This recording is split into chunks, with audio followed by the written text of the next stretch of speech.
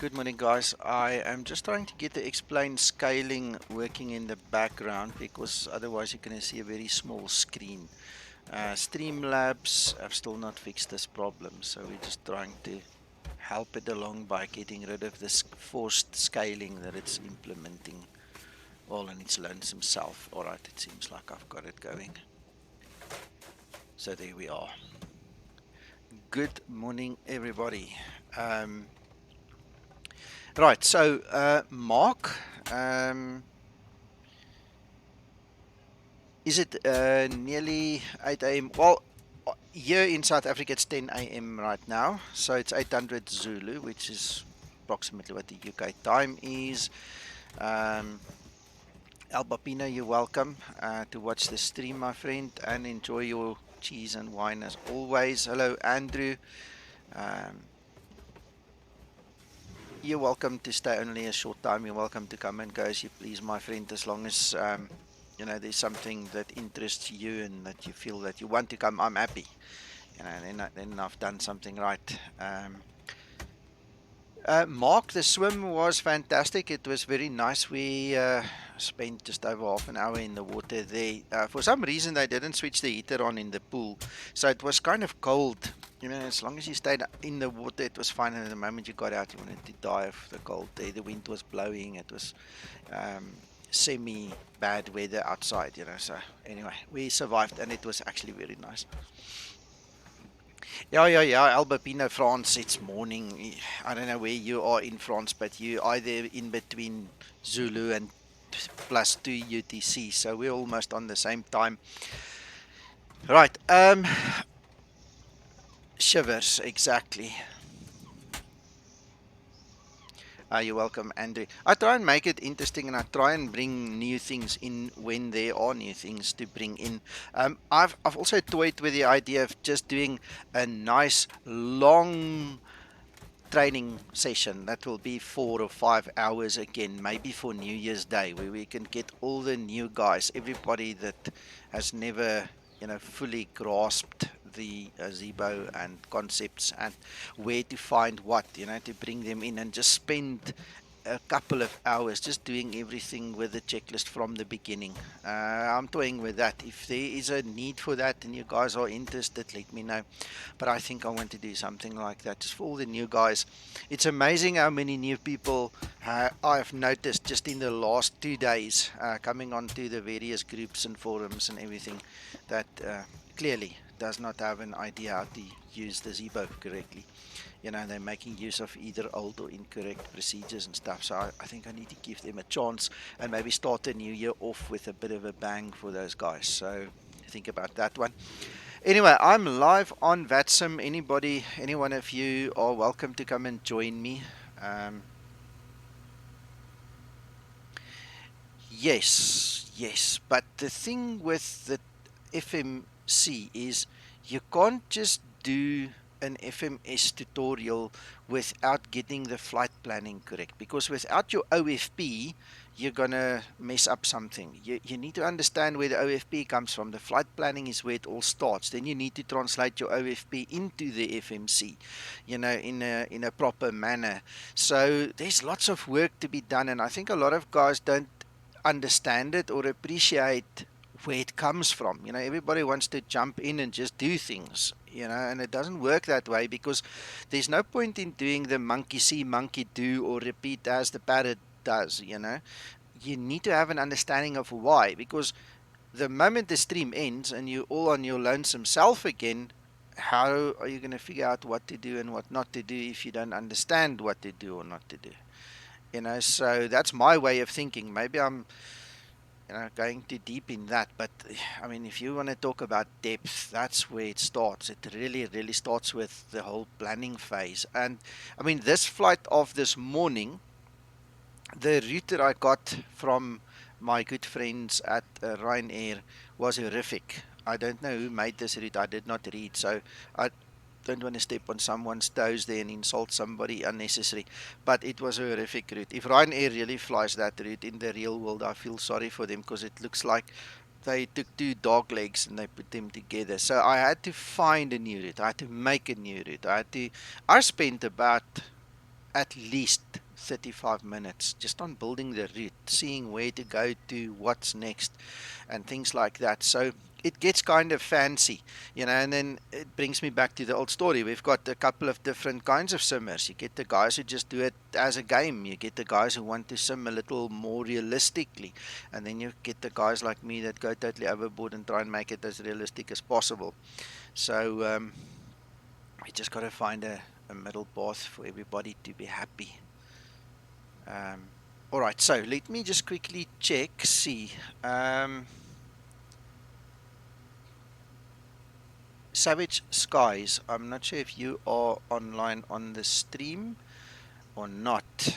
Um, you said you wanted to fly with me this morning, so I'm not sure if that's you standing over there, the Delta Airlines one. But anyway, welcome if you are.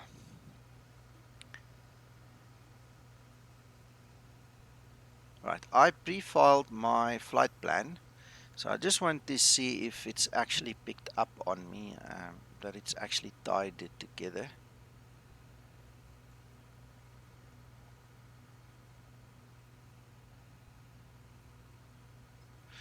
Oh, there's Jason. I presume it's you, Jason, then. Yep, 100%.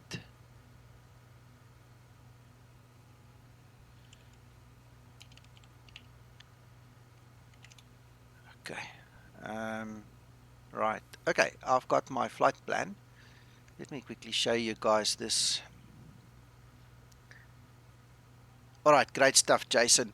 Stop me if I go too fast. Chase me along if I go too slow. Obviously want to give everybody same chance. So fantastic, fantastic. I'm glad you joined me, Jason. Let's quickly get this display capture going. So this is Cute Scoop, and that's us over there. So you can see the two of us are actually there. I'll use myself as an example so I can plot my route quickly.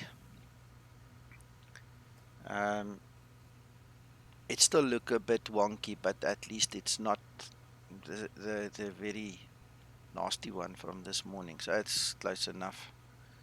I never went back and checked the Ryanair one because it looked very similar, but anyway, we'll see just now in Navigraph. Maybe this is also an incorrect presentation.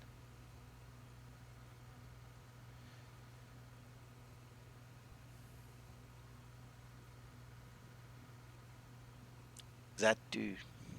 Oh yeah, that too. That too. I keep on forgetting about the French ATC guys. Oh man. Anyway, let's quickly have a look, see where is Navigraph and the rest of this planning. I want to make sure I've got the same plan both sides.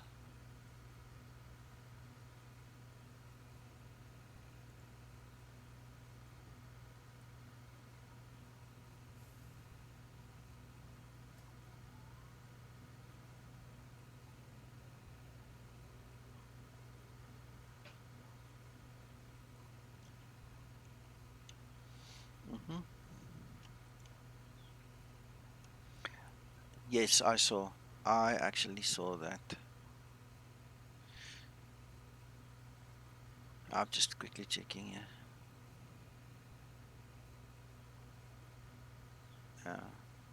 Oh, it's crazy. It's crazy. It's crazy. So, good morning, Cole. Let's quickly change this just to the world view. Not that one. That one. So, in actual fact, that Cute Scoop one is completely wrong. This is what the actual flight route looks like. So what I did was I took out all the little bends and things. I'm not sure why. You know why? I know why. I'm just being nasty and stupid here. Let me just change my flight plan and stuff. I obviously pre-filed on the Ryanair one, so that's why it's got those dog legs turns in there. I just want to update this flight plan then. Damn.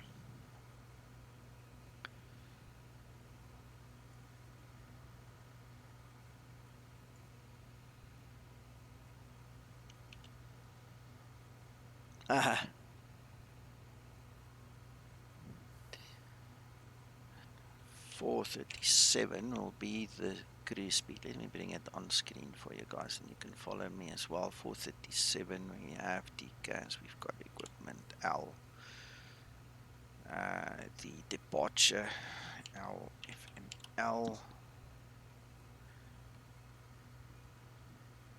We're probably going to depart about in just over 20 minutes, so 8:30 is fine. We're going to do flight level 300, that's 30,000 feet. That is the actual flight plan where I've fixed it. Then we're going to LFST. Right, duration according to the planning will be approximately 110. Fuel on board is 250. Alright, 250. I don't care for that, and let's just send that into flight plan. Alright, so that will be our takeoff. If we look at the weather says 150 at 4 knots. And our actual airport SOP tells us that if it is like that, we're going to use runway 31. Where did I see that? I did check everything before the time. There. So we're going to use runway 31 for takeoff as per the briefing. That's where we at. That's 31 right over there, and we'll use our little airport navigator to get us there successfully with all the taxiways. So Jason, are you ready to start prepping? Can I continue with my prepping and get ready to go? You're welcome to join us on Discord, by the way. If you are not here, I'll pull you into the room and you can sit and talk with us anyway.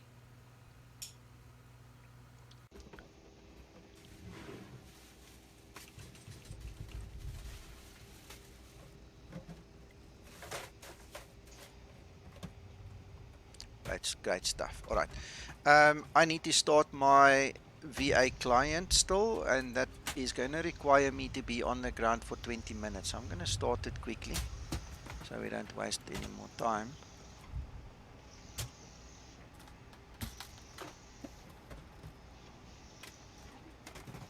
Alright, I'm logging.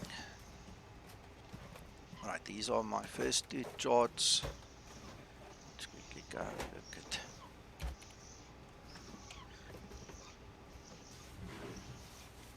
Strasbourg. That's the name of the place.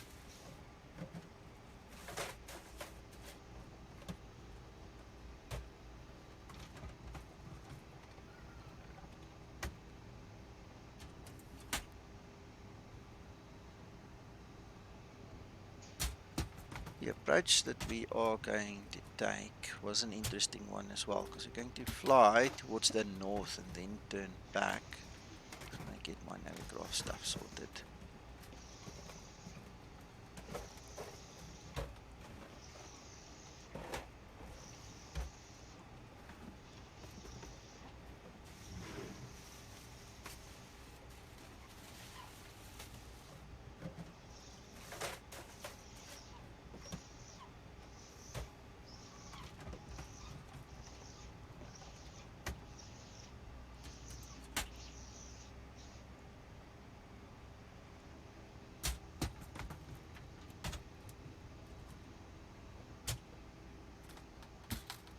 Going to do the ILS on runway 23 with final approach, which will be that one. Earlier this morning it was very misty, fogged in, and I decided I'd better prepare for Cat 3 if we need be, so this will be the option that we're going to take.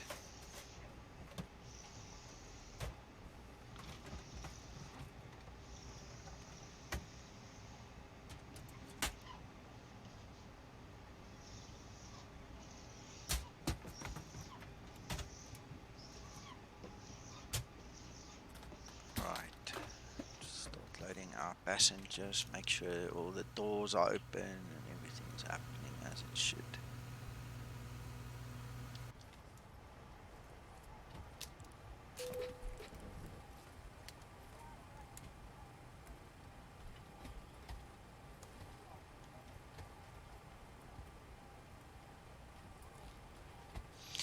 It started lifting a little bit, Albapino.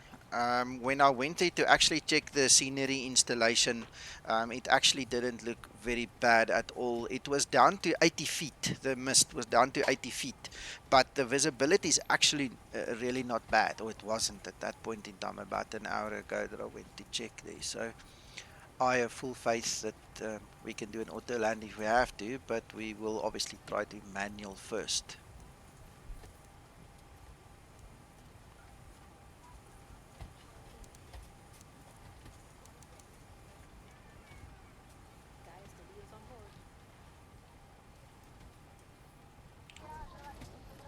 Ladies and gentlemen, from the flight deck, welcome aboard our flight today.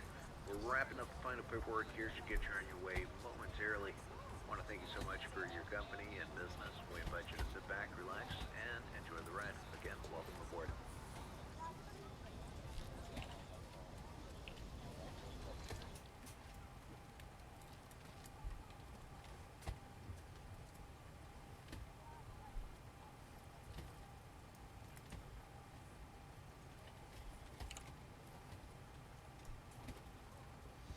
Right, so customary when we do these Saturday flights and we have to waste some time, I'm just going to run through a couple of pre-flight procedures, obviously, that I don't always do on all my streams.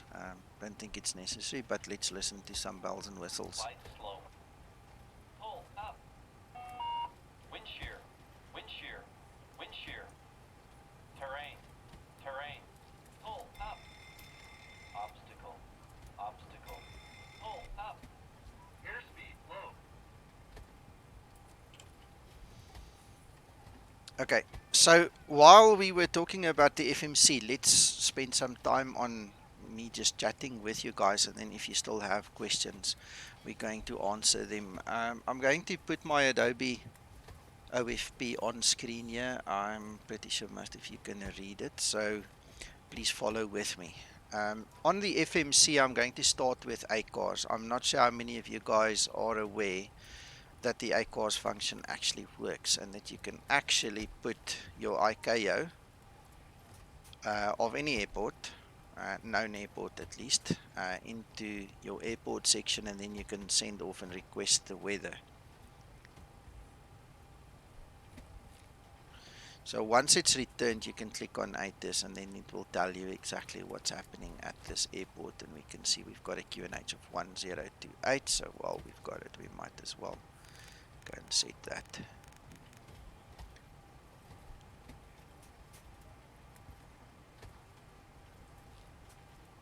Alright, so that's the first nice to have on the FMC. When we go to the actual FMC page, you'll see that it identifies the model, it identifies the nav data, and it tells us when it's active. It also tells us the engine rating. We then go to our position. The moment you set your IRSs at the top to nav, you obviously get the countdown. I get the countdown by moving this big dial here at the top. If you put it on HDG STS, sorry, let me get that Adobe away there. Alright, so when you get to the HDG STS, it shows you how much time is left on the alignment, so just as a matter of interest. And then when that's done, I usually just put it onto wind, and you'll see later on why I do that as well. Good morning, Kristen, nice to see you on stream with us. Alright, so for many years, a lot of us were living in a dream world of what was called study level. We were taught and told and assumed that some of the other simulators and simulations were study level. And I'm not saying it's not so. I'm just saying that there's a bit of illusion that was created, and it's also created a bit of a mess in terms of understanding how a real Boeing works and how the IRS really works and things like that. So there are simulations available where you can actually use the airport reference, that GPS position at the top, and it will take it gladly and you will not know the difference. And a lot of guys, even this morning I spoke to somebody on Facebook, in fact not, it was on the Zibo forum, we've been talking a day or two about this already. If you are going to use that GPS position, you are either going to be successful or not. And even if you are successful, you are opening yourself up to what is called IRS drift. And there are strict rules and regulations. And if memory serves me right, and don't hold me to it, you can go Google it to get the correct stuff. If you are further than 2.5 or 3.5 nautical miles from the actual GPS coordinate with your actual aircraft, it won't take it at all. If you are less, it might take it, but that's when you get the IRS drift. So how do we fix this? What's the correct way of doing it? And the correct way of doing it is you go to GPS left, which is your primary GPS in the Boeing, or you use GPS right, which is the standby GPS. These are the actual GPS locations, coordinates of this actual aircraft. And we're going to take GPSL, I'm going to put it there, and all of a sudden your risk of IRS drift and any other complications just goes away.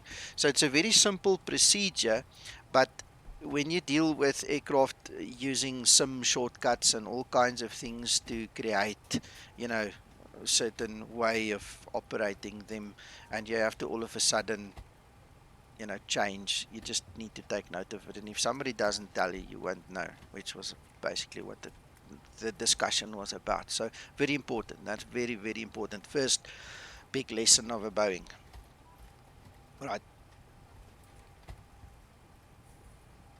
Like Schiphol, where the default GPS references and how large that airfield is, it's quite possible you exceed the limit. It's definitely possible. I've had it. The Zibo actually simulates those limits, and you will find on the larger airports that it simply will not align the IRS because it's out of bounds. It's just not doable. And then the guys come to the forum and they say, but we can't do it, and we have to explain to them. So anyway, we're talking about doing some training. So here we go. That's just me throwing it in there. Another one you could point to in the charts then, Nico, is that in this day and age, most airports give the grid ref, the GPS reference of each of the ramp or parking. Correct. Yeah, we can actually go there, but I don't want to go that far, McDrying. It's a nice No, to it's know and fine. have. Yeah. But it's just to know that Yeah, it is is available. available else. Yeah, for sure. I understand and appreciate that. If you guys have Navigraph subscriptions, you can go look it up, your parking stands and coordinates. I'll show you quickly what it looks like. Let's just get this display capture going. So there it is. This is what McDrying is referring to. So each one of the gates have got some coordinates listed. The fact of the matter is the best way of doing it still is just use the aircraft's actual GPS coordinates, because then you can't make a mistake. You know, it saves you from reading as well. And I know a lot of flight simmers are allergic to reading. You don't believe that for a minute, do you know? I do. I was laughing this morning. The guys were talking about something about the Zibo, and I made a silly comment on Facebook, and I said, if only somebody had written an install guide. I see I've had a couple of reactions on that one already. All right, so guys, from here on, there are two ways of programming the FMC, and this is where the OFP now really becomes very valuable. So when you look at the routing, which is that line over there that I've just highlighted, this is basically what you need to now translate into your FMC, and there are two ways of doing it. You can do it manually, but from speaking from experience, if you are not experienced at doing it manually, don't, because you are inevitably going to choose the wrong waypoint that's on the other side of the earth, and the Zibo is going to tell you that it can't do the flight plan or insufficient fuel or whatever, and you're going to freak out until you learn how to do it, and then obviously it's going to take some practice. You can obviously do it and then fix it and so on, but the easiest way that I do is I just export my flight plan either with Navigraph or with my PFPX or with SimBrief, and then I just simply pull in the correct flight plan from the word go. So we go LFML, LFST. We're going to use the Navigraph one so we don't have a 01 at the end, and it will then input our runway for us. We're just going to quickly put our flight number in there, 1862. And then we're going to activate it and execute. All right, in terms of the Boeing FMC, every time it asks to activate, please press activate. Every time you see the execute light lights up, you have to execute it. You don't think you can go and do something else and come back later to this page and then execute it. It's going to just be a mess. So just execute it. From here on, we're going to check out departure. So we've got the runway 31, our departure is correct, it's exactly as the OFB is telling us there. We're going to check our arrival, and please note you can obviously change the arrival page during flight. I always do this from the start. It's a very well known real world procedure, just to get all the calculations in place, and like I said, you can always change this later. So Navigraph gives us the ability when we do an import that it actually puts our star and the transition and the ILS information in place. Then another thing which Zibo himself told me, right? Not second, third party, anybody else. Zibo himself told me his mod is intelligent enough to know when to have the glide slope on or off. All right, I did make a little summary. It's in my private hangar. If you guys go below the video and click on show more, you'll see there's a link to my private hangar. It's on my OneDrive. There's a summary for approaches in there that tells you when you do what kind of approach, whether it should be on or off, and whether you should use the approach button or not, just as a summary, which me and Zibo discussed. So it took me about 2 weeks to do all my homework to come up with that little piece of paper. I did each and every single approach. I flew some of them more than once just to make 100% sure that I'm not selling you snake oil. So you can trust that, honestly. And alright, so don't change that setting ever. That's what I'm saying to you. Don't change it. The Zibo is intelligent enough to know when it should be on or off. Alright, from here on we're going to check our legs, and we're going to make sure that we don't have a repeat of the 733 flight MADRA. We're going to read through the legs and make sure that everything is okay, and then if we have to, we'll come back and fix. So we're going to just step through. I've got a bad memory. I can't remember you having a problem with your route. That was with the 733 flying into port. I remember VNAV didn't want to switch on. We don't remember those sort of Okay, fantastic. You're my kind of hero. Thank you. Alright, I just want to zoom in.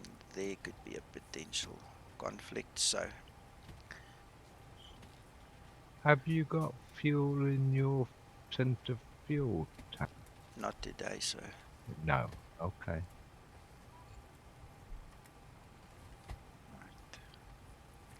Guys, this step of stepping through the plan is vital. If you fly into Lisbon, Lisbon is notorious for this.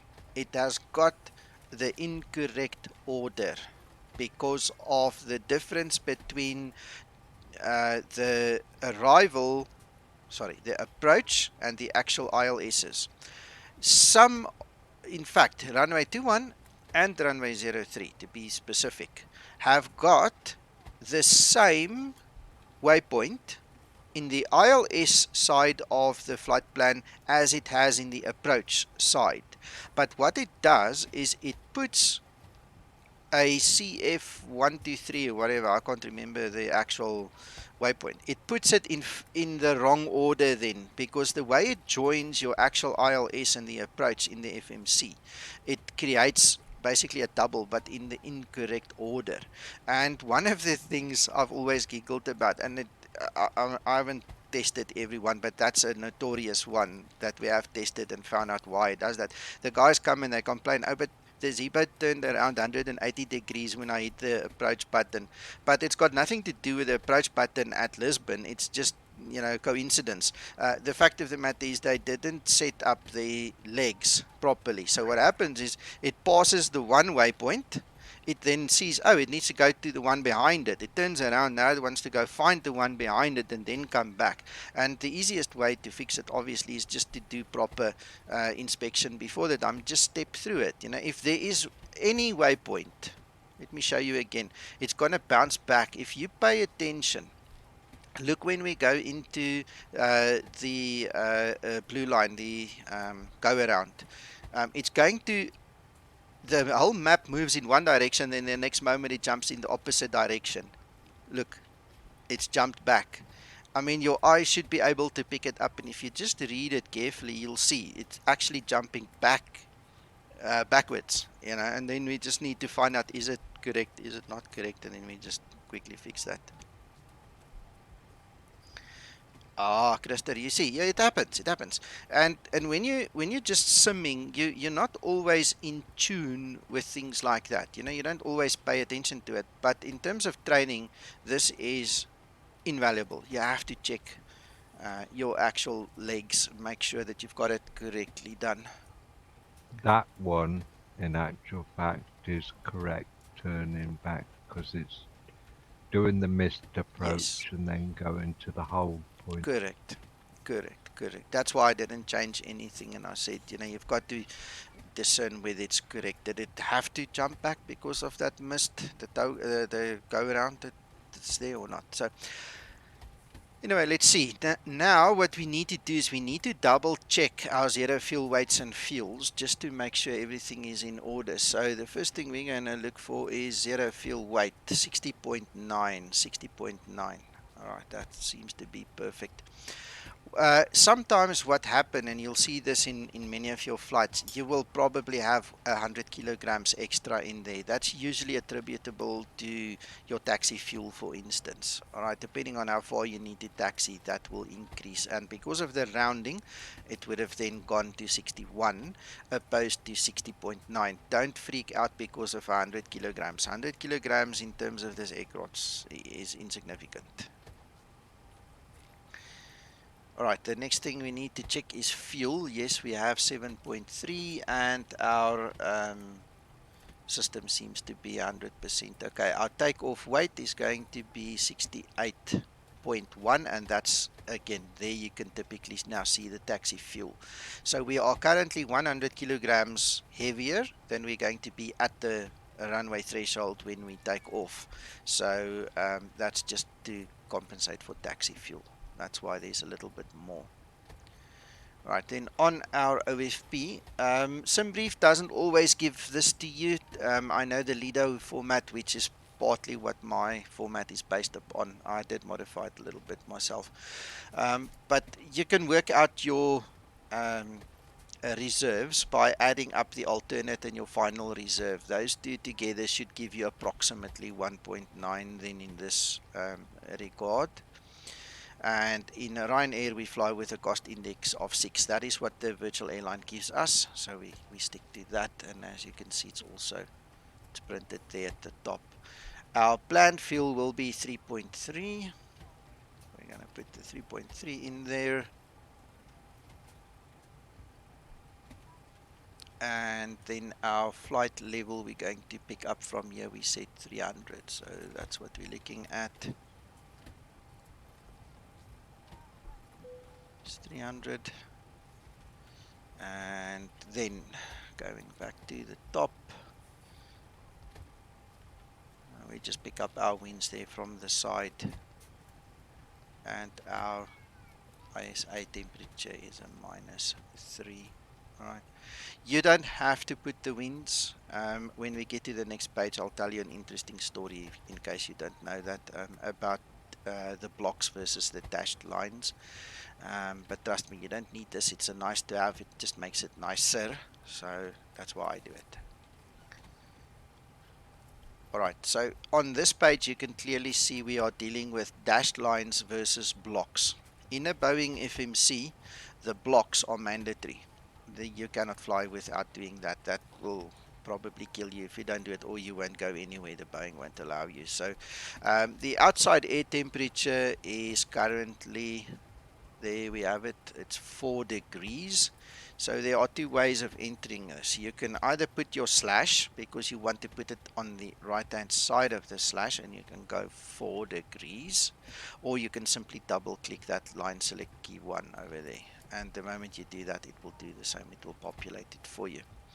Alright, in terms of dashed lines, it's not mandatory, but there are many reasons. Your life is one of them, why you would want to enter that value over there, and that is why you typically buy TopCat or one of the performance calculators, or use a rule of thumb if you were taught what the rule of thumb was, where you would then select your outside air temperature, your SEL temperature, sorry, I'm reading the wrong one.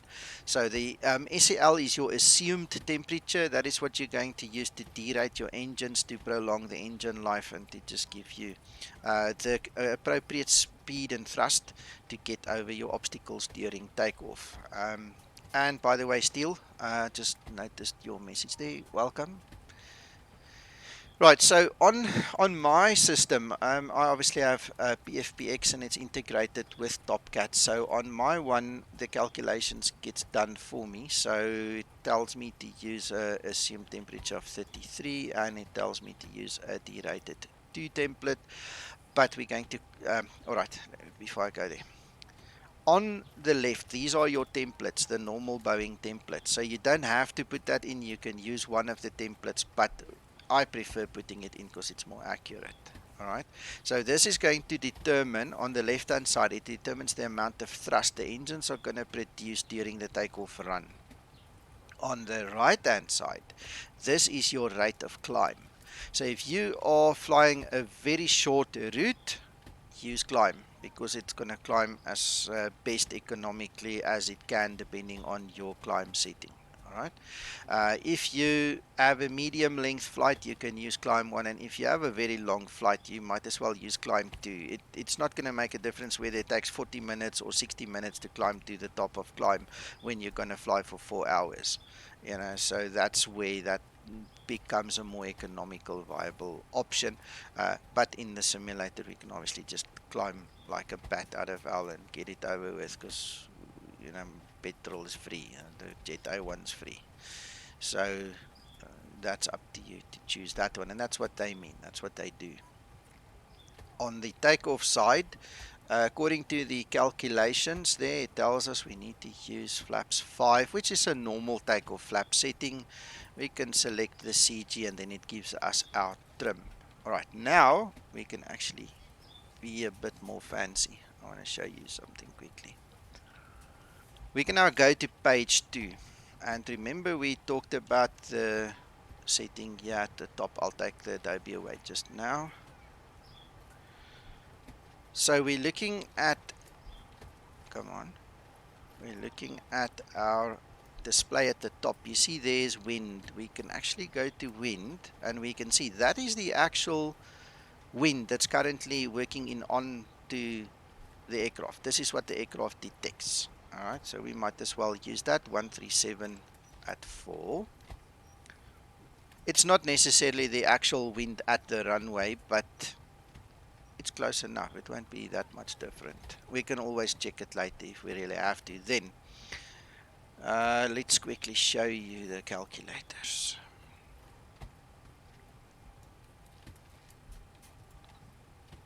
Right, there is a little slope calculator that I created. Now I've already ran the numbers. So what happens is you're going to look at your airport diagram.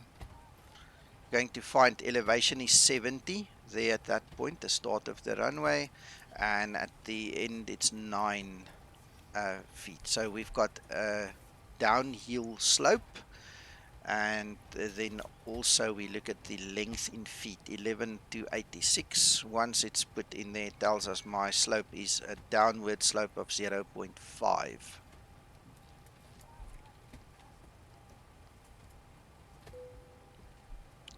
Forgot to put a D. D 0.5, and again we need to put a slash so that we get to the other side, and the 313 is the direction of our runway, so we're going to put 313. Right, we can decide what our acceleration height should be, we can decide what the thrust reduction height can be, or what we can do is we can just simply enable the cutback, which is a very nice interesting takeoff, because it cuts back quite nicely on your thrust. What then happens is at 800 feet you'll get your thrust reduction. Sorry, I'm talking nonsense, I'm reading the wrong side. That is the thrust reduction over there is at 1000. So between 1000 and 3000 AGL, we'll have a reduced thrust of 86.5. Alright, once we reach 3000, you'll immediately see that we go back into our normal economic climb, and the engines will spool up and you'll feel the kick immediately. Right, then we can go back to the next page and we can select our V-speeds. I hope that helped some of you.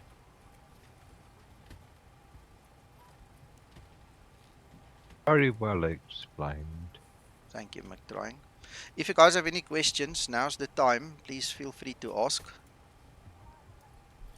I see we're busy pushing some time there, so I've got 10 minutes left before I'm going to get penalized, so I need to quickly hurry up a bit. But please feel free to ask questions. If you don't understand something, I'll gladly help you.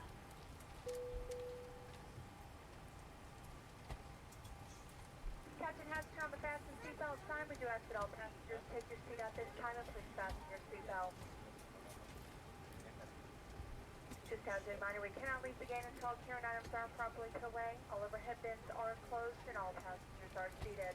Okay, Albapina, I'll do that for you just now. Give me a second.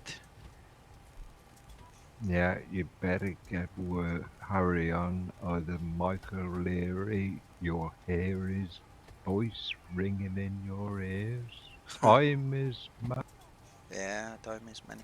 Well, I've got 5 minutes to kill, so we're quickly going to do that. I'll just quickly explain to him again. Alright, so let's get this diagram on the screen.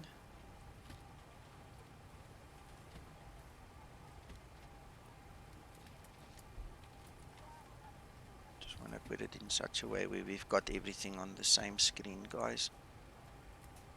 Alright, so the calculator is obviously now the Excel spreadsheet.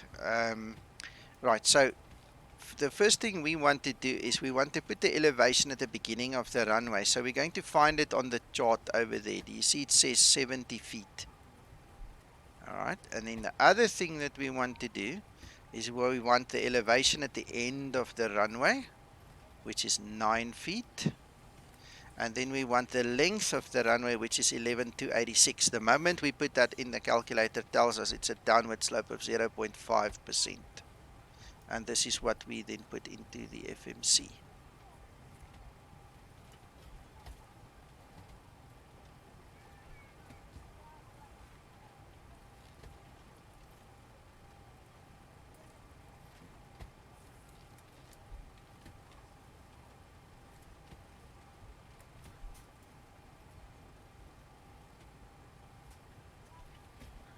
Still only later on. Descent is only way later on. Way later on. I'll talk you guys through the flight as we do it. Alright. Albapino, what you need to do is you need to open the show more facility underneath this video in YouTube. Go find the link to my private hangar, go in there. If you go to the Explain 11 and then the Zibo folder, you will find the performance calculators and things in there. There's a treasure trove of stuff, guys. Go raid it, take what you need. All the calculators are there. I've even got one for the ISA. I'll show you that one as well quickly. So I've already done the ISA calculation for the descent phase, just to have it handy so I don't have to worry about it later. We'll double check it, but this calculator is there as well, and then you guys can make use of that. You're welcome. You're welcome. Right, I'm going to start my APU. Sorry, Jason, for the time spent, but I think it's well worth it.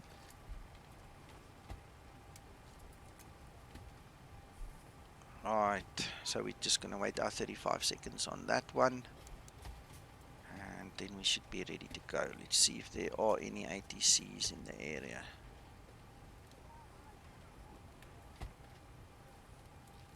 Great stuff. Awesome. Thanks, Jason. Alright, I still don't see any ATCs. Right, let's set up the rest of the aircraft while we wait. So, what we're going to do is... Okay. Also want to mention this to you guys. There are various different techniques of how to take off. Alright, and how to do the actual initial climb, whether you want to do it manually, just with LNAV, with LNAV, VNAV, all these things. When I train people, I try and make it as simple as possible. So the one thing I need you to pay attention to is when you are busy setting up your MCP, there is a rule of thumb test. It doesn't always work, and there are rules to that as well. But generally speaking, especially in any country using ICAO rules, not FAA as such. Yeah, in other words, the Americans are sometimes different. What happens is once you have your master flight director on, you switch on your FO flight director, and you start setting up the speed here. The rule of thumb says that we're going to use V2. We're going to enable VNAV. We're going to set up the runway heading. Alright, we'll double check it. I think it's 313. Sorry, I had it on the right one and then I turned it around. 313. Alright, and then we click LNAV. If VNAV and LNAV lights up right now, it means it's armed, and it means that you programmed your FMC correctly and you remembered to have your flight director on the FO side enabled as well. So that's just a little rule of thumb that you guys can try and remember. If those things don't light up, something is wrong. See, the moment we take off the flight director, VNAV will not engage. Right, the moment we put the flight director back on, it's going to engage. If there's a problem in the FMC in your routing, LNAV will not engage also.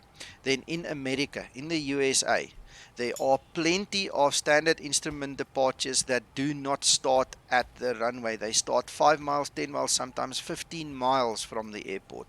In that case, you're going to do a heading select takeoff, and you have to get vectored or vector yourself to get there. That's the other reason why these things will not, why the LNAV won't, engage, but or actually arm. But other than that, your rule of thumb should be solid. Those two should arm right now. You don't have to use them. If you have a different takeoff technique, don't do it. But this is a test. You can switch them on, switch them off later, and that's the end of that. So just a test. I'm going to call my better push back, Jason, so we can get going. Ground to cockpit. Tow is driving up. Send my ground handling guys away. Close my doors.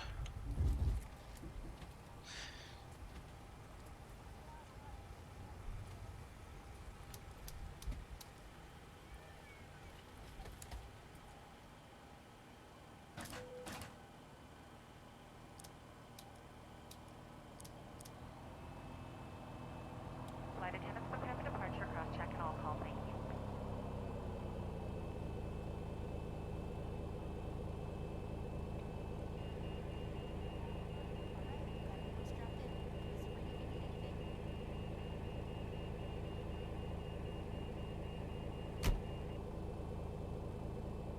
Okay, all doors and hatches are closed, ready to connect.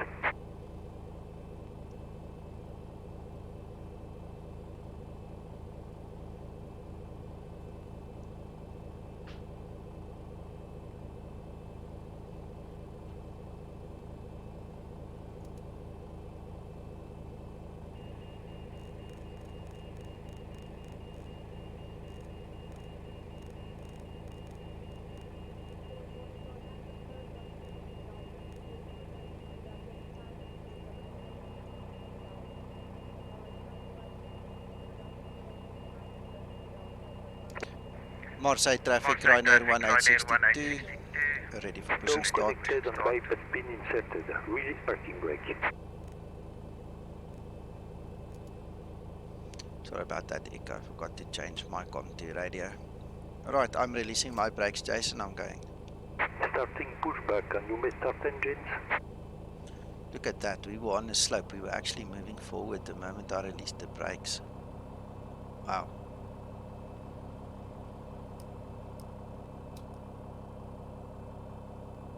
Come now, how's that possible? Move.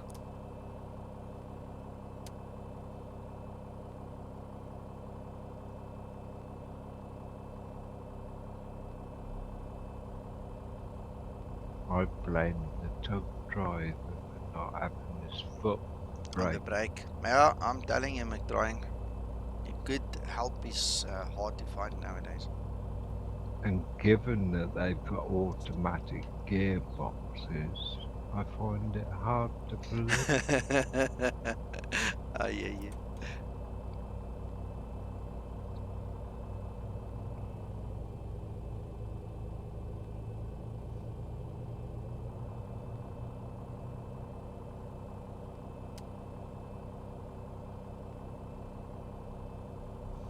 Ah, what did I do wrong?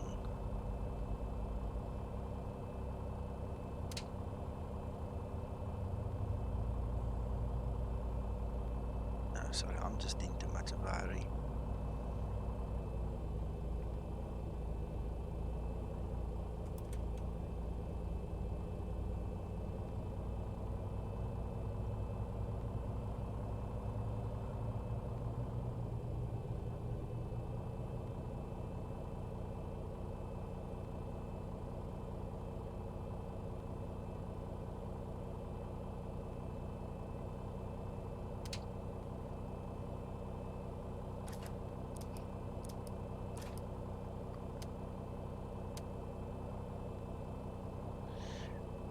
Right.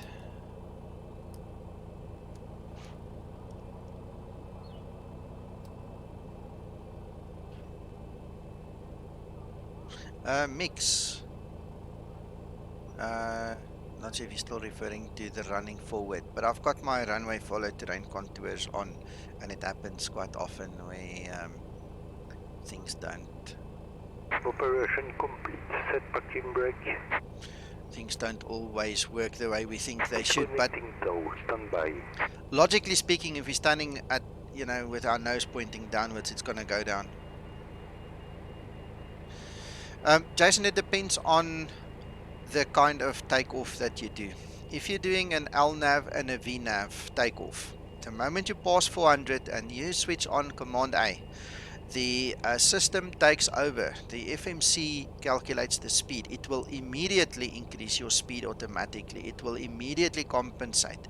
If you're going to do an LNAV only takeoff and you're going to switch to level change at 1000 feet, that's a different ballgame. Then we add 15 or 20.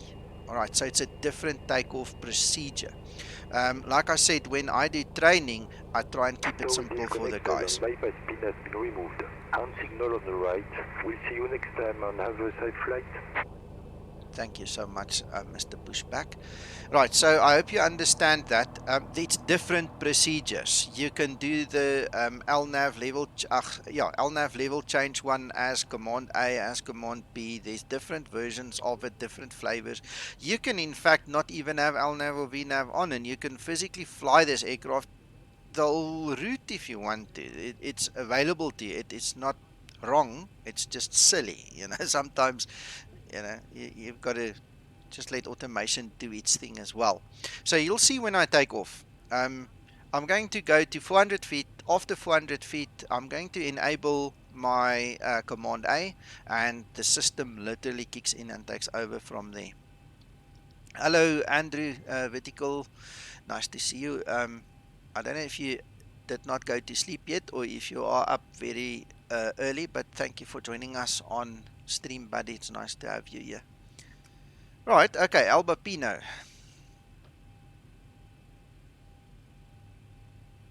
You are welcome to join my Discord, Alba Pino. Just keep me informed. You need to go to the welcome room. If you don't go to the welcome room and such, we'll find you somewhere and we'll fix you up. But you are more than welcome, guys. The Discord is open for any of the supporters of the channel and also the Zibo Pilots group. So you guys are welcome to join.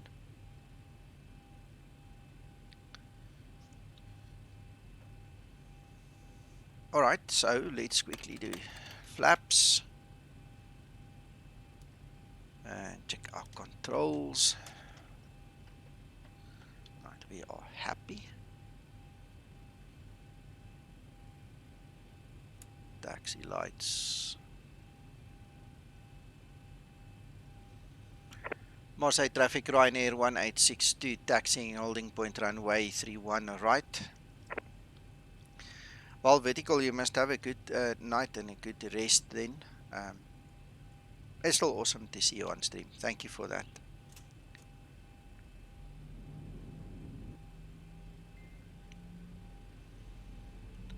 Alright, okay, before we continue, hold on. I can hear The Eagle Uncle has John. landed. I can hear Uncle John already. And just as I said it, you freaking come in for real. How's that, Uncle John, for timing? It's called perfecto, senor. Yeah. Alright, so guys, what you guys are seeing on stream right now is called the Airport Navigator. I can switch certain things on and off there. It's just this is one of those airports that I see it's got some information but not all the information. Some are better equipped than others, but basically this is just, you know, a little tool to help you get to where you want to get to. So I'm just going to move it to the side a little bit and then we're going to taxi. So I've obviously got my Navigraph charts as well, but lots of guys don't have that, and this is just an option we introduced to you guys in the week already. Some of you might know it, some not, so it's there. And it's free, so if you're interested, you can just download it. It's called Airport Navigator.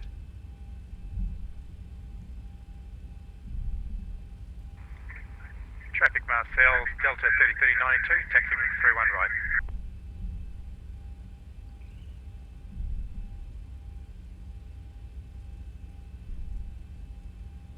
Uncle John, I'm glad to have you on stream with us, and that you had a safe trip and safe journey.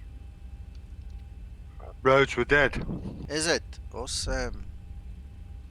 He didn't want to be bored by my voice alone anymore, John. Good morning. No, there's no such thing. Steel, before you guys continue the side, Steel, have a good rest, buddy. Sleep well. The video will be up later, so when you wake up, there's lots to do while you're having breakfast and coffee, and to watch the stream. So, thanks for joining. We'll talk later. There's my Jason Delta buddy coming, so.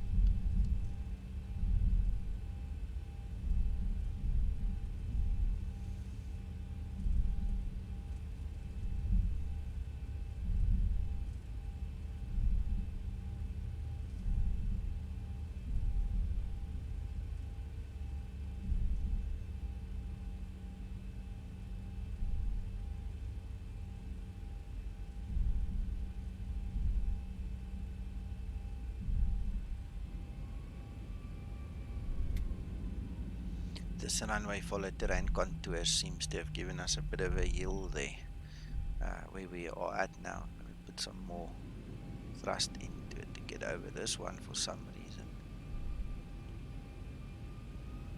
Don't know why this would be so difficult. Could be something in the scenery that the ground friction is a bit much or something as well.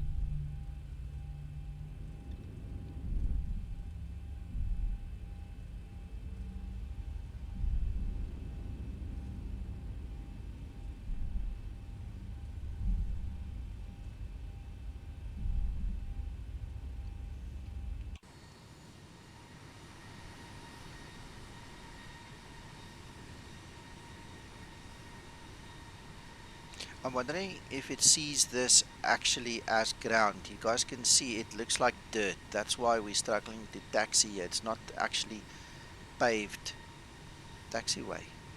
Very interesting. Does look a bit like that. Yeah, that's why we're struggling.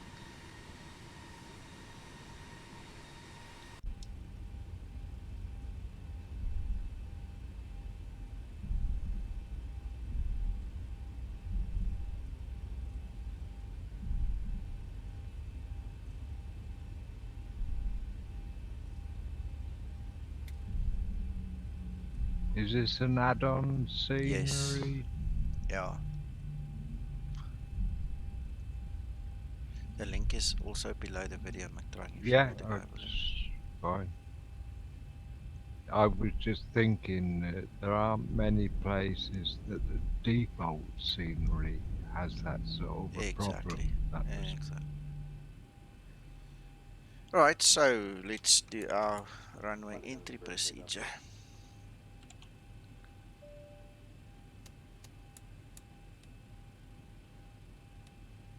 Okay, the cabin is secured. Have a good flight. Thank you, you do. And then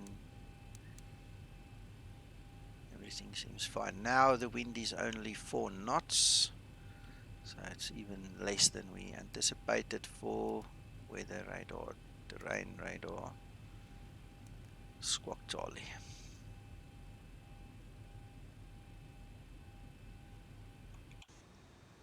Right, there's Jason behind me. Marseille traffic, Ryanair 1862 taking off runway 31 right, left hand turn out.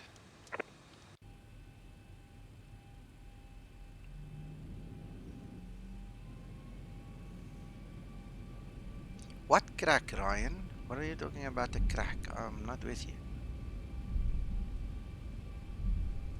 It's an expression. Approaching 3-1 right. Explain, Uncle John. like what gives, what's happening. Oh, I would never have thought that. I'm Afrikaans, Ryan. It would have been easier to just ask wat gebeur nou, you know?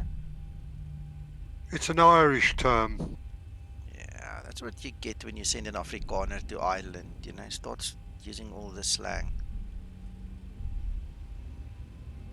Right, Toga, let's go. Guys, and by the way, I keep on saying this, but N1 is not Toga. The mic button is Toga. N1 is not a mode, it's just a kick in the pants. What you need to do is you need to have actual Toga mode enabled for your takeoff run. Or show them the toga button when we're airborne, you've got time. Yeah, well, the Toga button is the mic button, right there, that's the mic. Just press it and... No, I was on about the ones, the real ones. That Oh, are on yes. the Yeah. We can do that as well. The reason why Zibo has instigated a mic button for engaging toga is it's not traffic, easy Delta to get 2332 the real lining up buttons 31. with your mouth. Yeah, I'll show them just now. I see what you mean. Alright, so for those who paid attention, you would see after 400, I simply enable Command A and it takes over the speed. It will do what it needs to do. So, alright, Albapino, cool.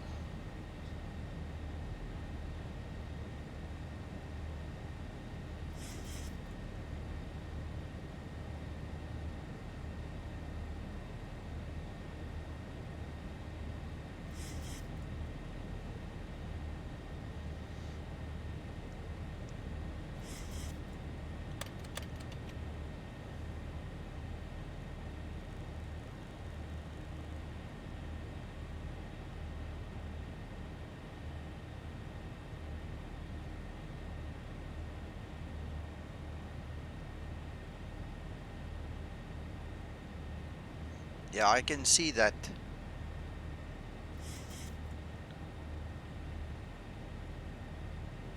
Ah, thanks, Mark.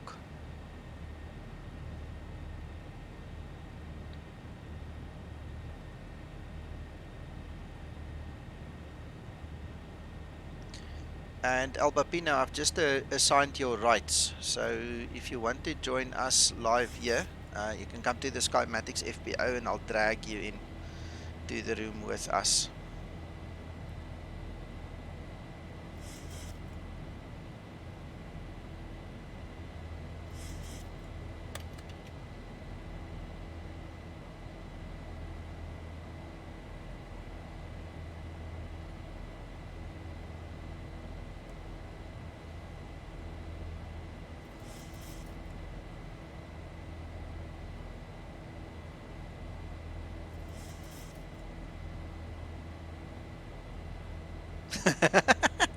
How's your tilt? Well, if your CG is messed up, your tilt's going to be messed up. Yeah, with all the Christmas eating, I've got a problem with my CG that will have to be rectified. It shifted a little bit. Okay, Albapina, that's fine. You've got your rights, so anytime you're welcome to come back.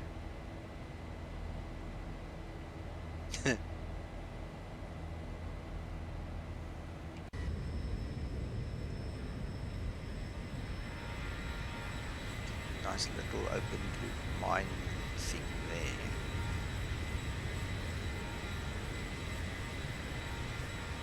Couple of them.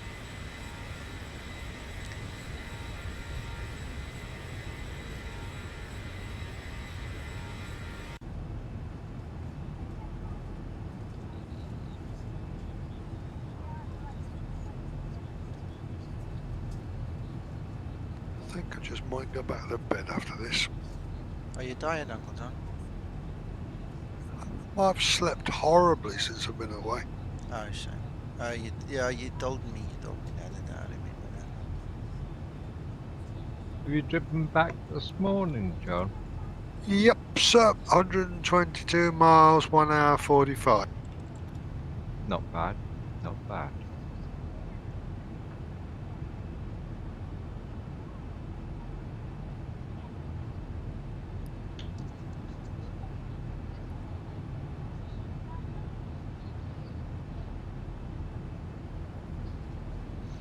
Jason, you are more than welcome. I think on the 1st of January, for those of you who joined late. However, for your own safety, we recommend that you keep your seatbelt loosely fastened in case of any unexpected turbulence. We have an excellent team on board Let the today. woman just finish the story. Any assistance you may require throughout the flight. Our in-flight entertainment has begun. Alright. So on the 1st of January, guys, I'm thinking of doing a proper but very long training session. So you're going to have to pack the picnic baskets and bring the wine and cheese and, whatever floats your boat. Have the coffee flask ready, and then what we'll do is we'll do a proper introduction of the Zibo, proper flight planning, proper programming, everything kind of like we did today, but maybe more detail. And then you guys can also use that as a reference video later. Why can't you Are break it you up into trying to sections, Dicker? We can do that, but the session itself will be long. So what we can do is we can, let's say, spend an hour, break for 10 minutes, spend an hour, break for 10 minutes, that kind of thing. That we can do. But the session itself, from start to finish, will probably be about 4 or 5 hours, Uncle John. Will there be breaks for taking paracetamol for hangovers and things? For sure. Like Every hour you can have 10 minutes, or 15 minutes. We'll come to some agreement. The thing is, for me to go and make a video of all of this, which I'm still going to do in the future, but I just don't have time for it right now. I can't go and make 20 little small videos in the next couple of days. I also need a little bit of rest before work starts again. So that's about the best I've got to offer right now.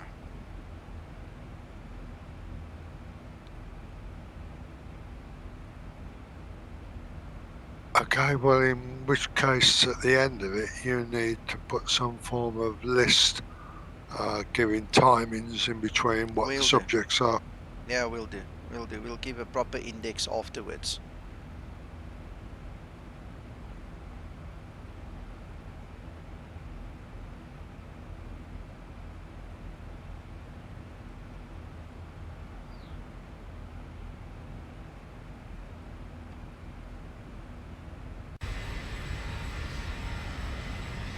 There's the airport just going behind our tails.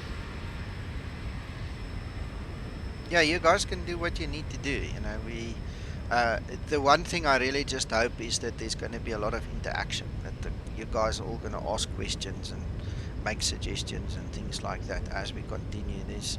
I mean, it's hell for me to talk for 4 or 5 hours with very limited feedback. So the whole idea is to educate, but to do it together. So long as it stays on Topic. whatever the subject is, Yeah, and not start going off into tangent. Yeah, Because anybody that wants to follow it through after will just get bored if they suddenly find that the subject that we're allegedly discussing suddenly gets changed into other bits and pieces, which has no relevance. Exactly. To be honest, we were very, very good this morning, John. We let them do all the FMC program virtually uninterrupted. Yep. Well done, you. So there was no police required. No. Oh, wasn't needed. There you go. See, I'm expendable. No. You can go on a holiday, but we expect you to come back. Oh, okay. Is it good to be home, Uncle John? In your own home? Oh, you have no idea. You have no idea. How are you going to manage with him away for 2 weeks? I've got no problem with that. No, you see, when he comes here, he's got my simulator, and he's got the animals, and he's got, you know, there will be things to do. It's not just sitting around resting the whole time.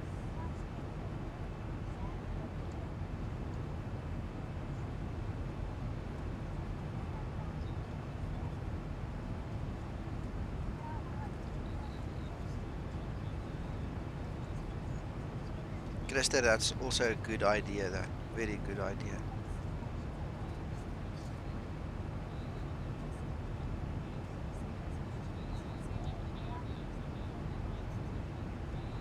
I'm loving that scenery, Nico. Yeah, it's excellent, excellent. There's one portion of these Pyrenees mountains that I'm completely unable to do in ortho. For some reason, it does not allow it. I can't get it.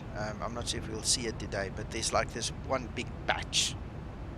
Where's that map? I don't know if we're going to come close to it. There's one area there that really annoys me. I just can't get it.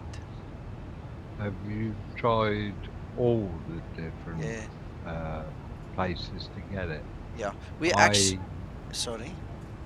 I had a block in UK, it's up by Inverness, and I could not get it in Bing, and I had to go and get it in Google. Yeah, I've tried everything.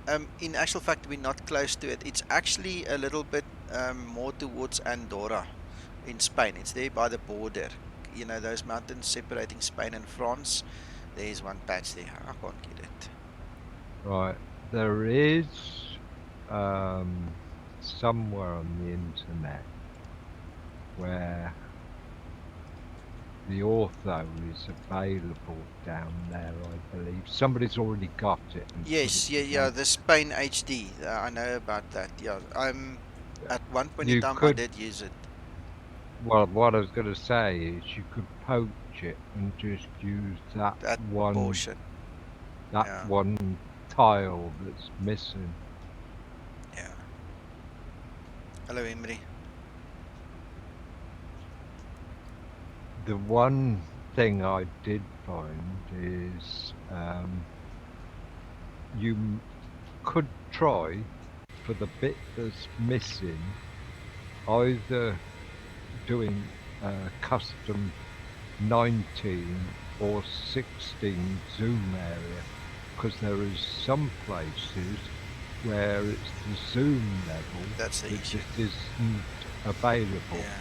So if you do a custom bit for that and either go to 19 or down to 16, sometimes you can grab it.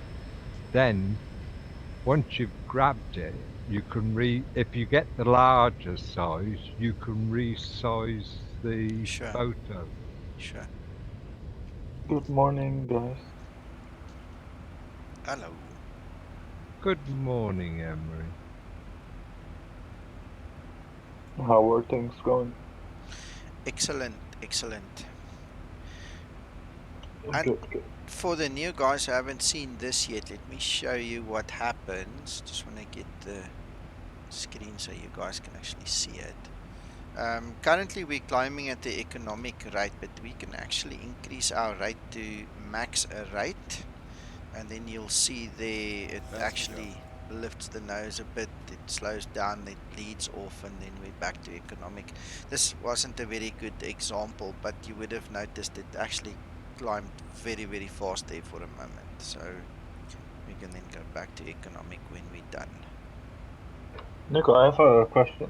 Mm-hmm. It's about the Zibo. You know, on ARBOS, all you have to do is push that button when you want to descend, right? Just before the top of descent. Yeah. So on Boeing works automatically, of course, if you have VNAV on. But is there a way that you can start descent before the top of descent without without using the Yes. vertical speed? Yes. Can you If show you me how to do that? Yeah, if you go to the descent page there, or cruise page, I don't know, it's one of them. We'll see when we get there. All right. It actually comes up, the word there says descend now, and then you click that line select key button, and then it starts the descent. Okay, that's good. Because I had once that at the top of descent, when it starts descending, it's gonna use a very high Descent rate. yes. No, the Thank you. only reason it happens is because there's a reason in that specific route, or the route was incorrectly programmed. Boeing doesn't just nosedive. If you don't know how to program it, it does things like that, but it's not the Boeing code that does that, or the Zibo code that does that. It's just incorrect programming, or that route specifically requires that high rate of descent. One of the reasons for that initial quick dive is if it doesn't slow down to its descent speed before Yes. it gets to the top of descent, Yeah. then it nosedives once it's got to the required speed. And that's often caused by having a good tailwind. But I must be honest with you, and you can check my streams. My one decelerates regardless. So I'm not sure. I hear what you're saying about the tailwind. Makes perfect sense, but I'm not sure why some people would have that kind of a problem. The only thing I can think of is maybe an interference from the actual hardware or something that's preventing it to slow down. But while we're on the screen right now, guys, as McTrying was saying, in the real aircraft, this little button that's hidden there underneath the throttle handle, that is toga. So in the real aircraft, and even in the Zibo, you can press that for toga as well. But I'm sure you can agree with me that if you are sitting here and you're watching that side, and you're now taking off, and you're in your takeoff roll, it's difficult to reach that button. All right, so that's the reason that Zibo selected the mic button to perform the same function. So that is the real toga. That's the Zibo version of it, just to make it easier and easier to access it. Another reason for that slowing down business is depending on how somebody set their throttles in the EFB. If you don't retract your hardware throttles to idle, it's you not going to don't slow down. get the thrust deduction Yeah, that you're looking exactly, exactly. So what I do to prevent that is two things. Under hardware, my throttle noise lock is set to 6 because that prevents the spiking of your hardware throttles and the Zibo reacting to a worn or spiky pod inside of your controller, right? So I just lift that to 6 and then I see it's very stable, and you can check by just looking at them, they're not twitching. If you have a little bit of a twitch in your throttle, that's the setting to fix. You just lift the number until it stops twitching. All right, and then the other thing that's very important, and the only reason I'll tell you afterwards why you don't use this one, but this is actually imperative. Your auto throttle engage lock throttle must be on. And the reason for that is this. You look at your actual engines, you see those blue little triangles over there. That's my hardware throttle, and I'm busy moving them right now. It's got no effect on the Zibo. It doesn't matter what happens. I can pull it, push it, do whatever I want. It's not going to listen to it when that setting is on. And the only reason you will not want this setting on is when you want to practice rejected takeoffs.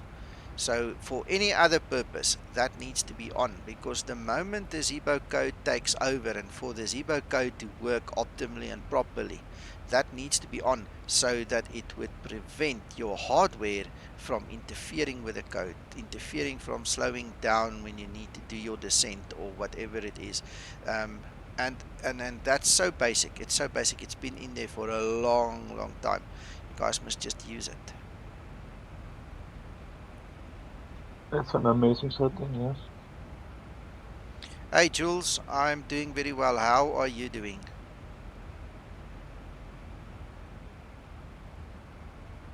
Yeah, Imri, you're right. It's an amazing piece of software. I wish all the aircrafts had it, unfortunately. Yeah. Right, so what is our progress? Let's have a look. See, we are 216 nautical miles from top of descent.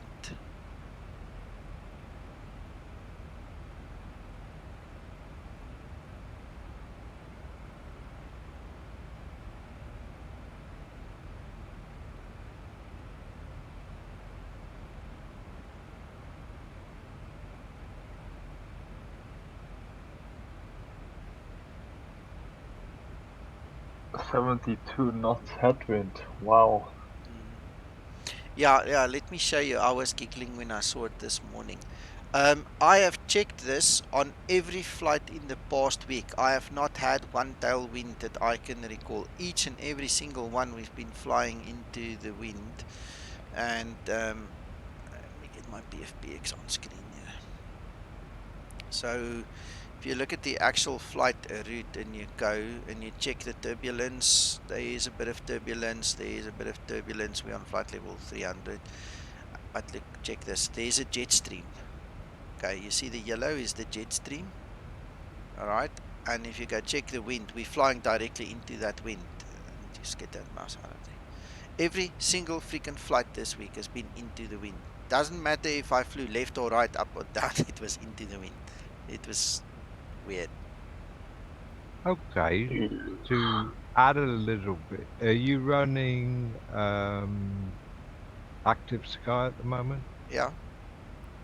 I was going to say you could go to show people how you could check to see whether the winds are more advantageous, slightly higher or slightly lower. Well, I can put it on screen and then you can tell them. Well, you just go to the winds for where you are on the route, and it actually tells you whether you're virtually at the optimum level. Okay, teach me that as well, because I've never used that function. So there's Active Sky, so where do you go then?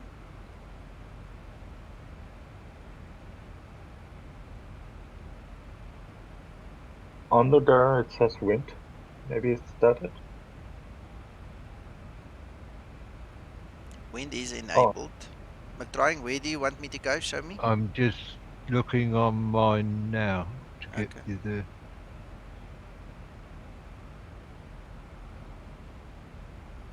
Right, if you go to condition. Conditions, yeah. I see, yeah. So if we go to, that's 30,000 over there. Direction And is 12, now speed is 70. you can see some variations. Yeah.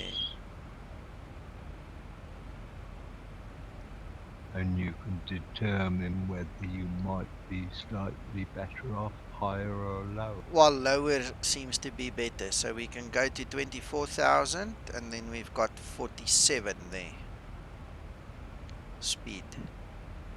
And to be honest, I mean, you could just go down 2,000 and have a look. And this way you can show people how to do a level change in cruise, or because there's two ways of doing it, isn't there? Yeah. And then also reconfirming your cruise level, etc.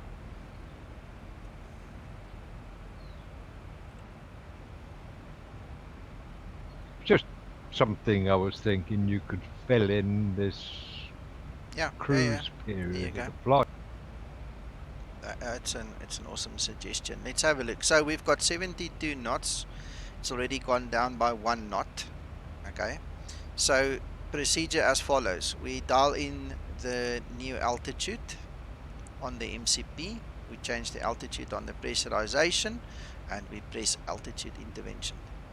Alright, and then it will actually do our descent for us. That's one way of doing it. And that's the one I chose just now. Christer, yes, I do use the fixed page, but not for top of descent. The FMC works it out for me already, so that's just an extra workload. What I do use the fixed page for is to set up the rings around my final approach fix to determine flap speeds or flaps extension places, you know. So that's one way of doing it for me on the fixed page. There's two ways of doing this, because you can use out intervent as well. Or level change, I know. Yeah, that's... Well, let's have a look. It just goes to show to people just how many options there are. Yeah. And how much you need to learn procedures, because different airlines have different SOPs. Yeah. But there are different circumstances you use one option versus another. Yeah. And we rely on Nico to teach us why. Yeah. All right. Well, that's the first one. Look how much the wind has subsided. 6 knots already. Going down to 28.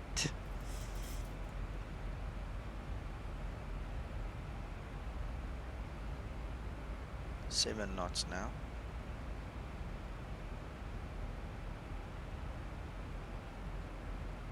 If you were in a real airline, you'd probably be computing is the reduction in speed sufficient to save you time that you actually save fuel, or being lower, you're going to burn more fuel anyway.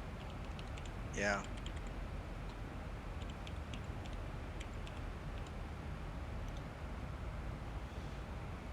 There you go, Jason. All right. Well, we scored 7 knots in wind. I'm not going to go lower than that. It's just that was just a nice example. It was just for an example of the information and what you can and can't. Yeah. Have you altered your cruise speed? Otherwise, cruise height. Otherwise, you won't get on top of descent. It's done automatically if you use the alt intervention. There, it's done automatically. Is it now? Yeah. Is he changed it? Yep. Oh, because that wasn't the case several versions ago. Yeah. Oh, brilliant. That's why I chose Oh. the Alta intervention. That is a quiet bit that he's updated and just put as a fix. Yeah. Top marks to Zibo. I'm glad you're excited. I am. Again. I'm genuinely chuffed that he's listening Yeah, to where people make small comments and yeah, in his own time he yeah, implements them. yeah. I hadn't realised, I hadn't twigged to that one. It's only recently then, isn't it? Yeah, it must be. I've used it once or twice before just to see that it was working. And I just never thought of it again. Just saw okay, it's working. Christer, Brilliant. yeah, sorry, John. The man's an absolute genius. We should never, ever underestimate him. Yeah. Christer, the whole idea behind the virtual airline is not only to move up in rank, not only to have something to do, it's to get flight routes as well. So there are many facets to it. It just makes life more interesting, really, to fly for a VA, because it genuinely does give you a reason to fly. It takes you to different airports, different routes. It takes a whole lot of boredom away, because if you just fly from point A to point B and you don't really have a reason, I kind of get bored. I'm a prime example for that. Yeah. Albapina, yeah, it's the same one that I'm using. This VRYR.eu. This is the VAMSIS version of Virtual Ryanair, and it works very well. Christer, yes, because they exclusively fly the 737-800. So when I fly in Europe and I want to fly the Zibo, there aren't any better options available, and thank God they do a very good job at presenting us this airline. So And the routes are extensive. yes, very extensive. I've got a suggestion for you. If you ever want to do a Ryanair flight that isn't a routine flight, you could always use the 700, which is sometimes chartered out. Yeah, we had a discussion. Ryanair has one. I know Ryanair has one, but this is the discussion. It was talked about on Discord a while ago on the Ryanair side, and I don't think they've actually got it implemented. It's not part of the VA. So if I do that, it's going to be outside of the VA. It will still be Ryanair, but it will not be part of the actual VA. I was going to ask that question, Yeah. and you've answered it. Yeah. By the way, I never get bored with this flight simming because I'm always looking for new challenges to pass on to Nico. Yeah, no, you're one in a million. Anyway, while we're waiting, I mean, there's still significant time. Let's quickly do this. Okay, let's just see what our descent altitude is supposed to be. We need to intercept at 3,500. So I'm going to change this to 3,500 so long, so it will buy us some time. And then let me show you what it actually looks like. Then for those of you that haven't seen it, you'll get an indication of what we are talking about.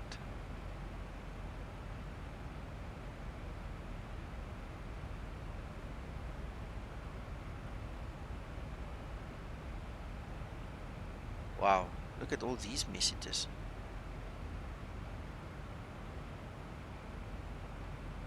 Okay, we won't worry about them now. Let's get...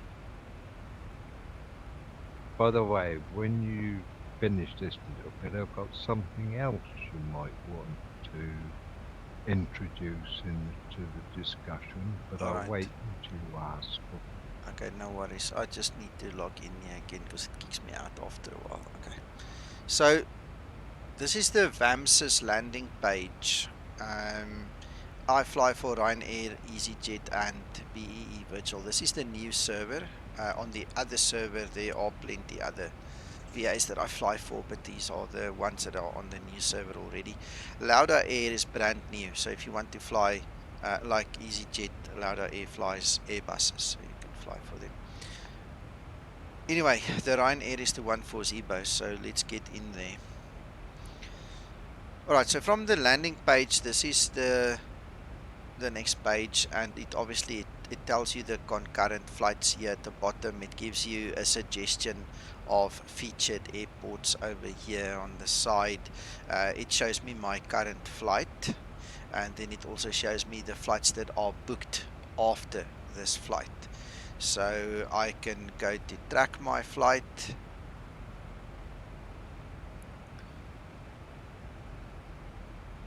I'm not sure if that would be me. Probably.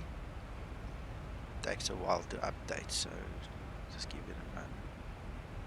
Yeah, there you go. Right, so you can follow the other guys, and you can obviously click on their little aircraft, and it will show you the same information as you see there on the side from the dashboard. Let's go back there. There's the dashboard. I'm going to cancel this flight. Let's just cancel that one. Then I'll show you how to book a flight quickly. Alright, so we're going to click on book a flight. And from my destination of Marseille. Oh well, did I just cancel my actual flight I'm doing that I'm flying? Afraid so. Oops. Afraid so. Oops, I'll have to do it again. Anyway, okay, that's one of those silly things in life. So from Plonker. Well, what can I say? What can I say? It was in the spirit of the moment. Okay, so it shows you where you are, and all the little blue pins are the destinations from that point. So you can start clicking and seeing where you want to go to, right? The ones in red are usually the ones where there's like either an event or it's a focus airport. So if you fly to one of those airports, you actually get extra marks, extra points. So it all then depends on how far you want to fly or not. Now this is Strasbourg, so I better book the flight again. Damn it. Alright, once you log the flight, you can select an aircraft. So you can select a particular one or any, and then the system will assign you one. And you've got your departure time. For me it was 10:30 AM. And then you have got an option. You can dispatch via SimBrief or without SimBrief. I use BFBX, so I go without SimBrief. And then it gives me all the information, and there's that 2 dogs legs I was telling you about. So it gives you the actual route that they would fly. I'm not sure if that is the correct way of flying it, but if they say so, I'm not going to argue with them. I just changed it. I couldn't fly that. It didn't look right to me. And so basically it tells you from Marseille to Strasbourg, gives you your duration, the nautical miles, your suggested altitude. There's your aircraft spin ID. It gives you your cost index. There's no alternate specific, so you can choose your own one. Tells you the cargo and the passengers over there. It also gives you an estimate on the time that it's going to take to do it. So what you can do then from here on is you can send it directly to VATSIM, so you can do your pre-filing already. You can redispatch it, or you can submit a manual PIREP. I think that's what I'm going to do. Later on I'll submit the manual PIREP because I've got the detail. Then I won't have to fly it again. Alright, then we can go to manual SimBrief. It will open SimBrief where you can add the details manually.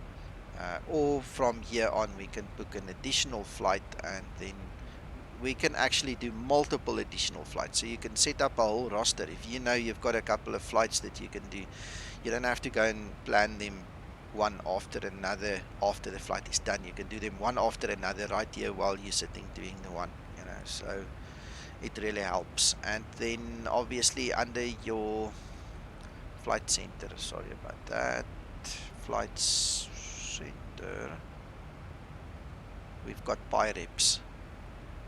This is your pilot reports, and over here you can see if the flight was accepted or not. It tells you your points that you've earned, the landing rate that you had, all these kind of nice things. You can go in there and you'll see like a little black box display of what happened. You can see your actual route there, your landing rates, everything.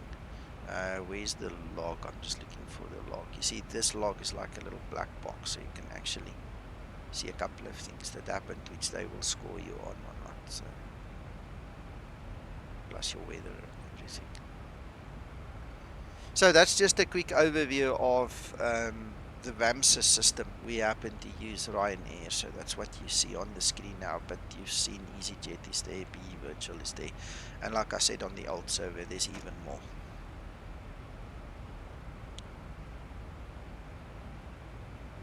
Show them the rankings, Nico. Nico, are we allowed to put links in your... Yeah. Oh, if I put it in Discord, can you carry it across to the screen? Any This way. is the route that Ryanair... Oh, hang on, wrong computer. I'll have to relook the info up. No If you worries, look no at the flight to air route for what Ryanair flew today. Alright, we can look at that later then. Albapino, they've got the leaderboard here. So apart from earning points and earning hours, and those two combined give you a different rank, and you can build up your ranks. Obviously, you can come have a look at the leaderboard. So the top buy reps, there's the names, top hours, you've got the names, top points, top bonus points. You know, so you can just follow this here. It's not so much a prize giving thing, you know, you're not going to get a naughty badge or something apart from just you know, your normal ranking. See, that's about the best naughty badge you'll get, yes, just your ranking. Uh-oh. What? Just done a mistake. As long as it's not me. Or for me. Uh-oh, what's going on with you? I've just posted a link in your message to you, Nico. Okay, cool, thank you.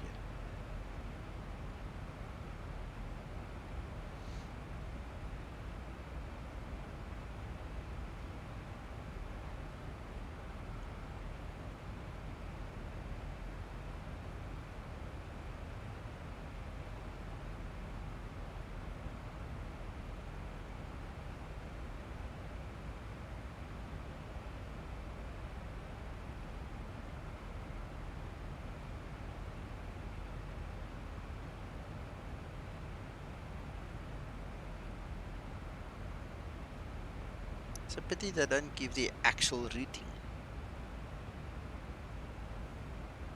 You can pretty well work it out. Geneva traffic, Swiss 72 Tango Lima, pushing back, facing. The thing with Ryanair is they have agreements with Eurocontrol, etc., where they have specific Ryanair approved routes which may not follow airways. Sometimes it's just GPS points. Understand. Because it's regular flights, often more than once a day. They probably play a premium at those approvals, but I know they do it. Yeah. Oh no, I get it. Right, okay, let's start prepping for the descent here. So we've already done the 3,500 on the MCP. Our course heading should be 227. In actual fact, let's go have a look, see what it says. 226 on the FMC.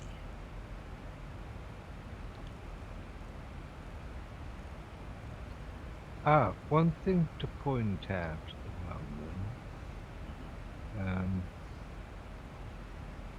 And it's pretty unrealistic because in real life, one thing flight simmers often forget to do is to keep their heading direction course up to date on the MCP. I tend to do it usually, but I see even I have been talking too much. Even I have not done it. It when I was still flying pretty much in the real thing in the jump seat so many times, what I noticed the guys would do is they would put the heading on the actual nose bug. You know that little upside down triangle where the nose is heading. So it would sometimes be a little bit off because obviously the aircraft crabs sometimes for the wind purposes, you know. So it's going to be relatively close to center, but what our guys did, and I don't know if that's a standard in the industry, I'm not sure. But if I zoom in, you'll see there's an upside down triangle. And that upside down triangle is the actual position the nose is pointing. And that's what the guys kept on tracking the whole time. Like And that. that is correct, yes. Yeah. You point the heading so that if you had a navigational failure, the aircraft will still keep flying in the same direction. Yeah. Makes sense. All right, I just want to quickly set up. We're not going to do an auto land unless we really have to. So I've set up on flaps 30. We've done them, the auto lands on flaps 30 anyway, so we can just divert or revert to that. And then let's look at our, oh, come on, just don't bomb now. Okay, forecast page. All right, the transition altitude in this area is 070. Right. Then we're going to look at the ISA situation again, just for the record. Let's see. Where is my active sky? So the current temperature here is 2 degrees. Airport elevation doesn't change, so the ISA deviation is 12. To put minus 12, ISA, the current, what happened? What happened? No! No! Explain bombed. Oops. Did your No. X-plane crash? Yes. No. Just as I clicked out onto active sky. Let me go to the log. Let's see what happened here. Who crashed my explain? Ryanair, virtual Ryanair. Truth. I would. You cancelled the flight, so virtual Ryanair cancelled your stream. Yeah, well, this is kind of the feeling I have right now. Just bear with me, guys. I want to get into this log and have a look, see what it says. I'm kind of glad it wasn't something I suggested you did that caused. Okay, it wasn't explain that crashed. That's one sure thing. Explain didn't crash. It was something on Windows. It didn't like your little calculator. Alba Peanuts never happened to me when Active Sky refreshes. I'm going to look at my log just now. Let's see.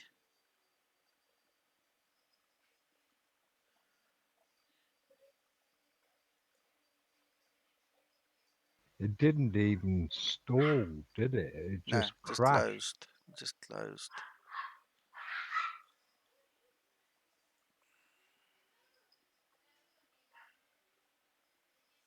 Kernel based DLL. That's the Realtek audio.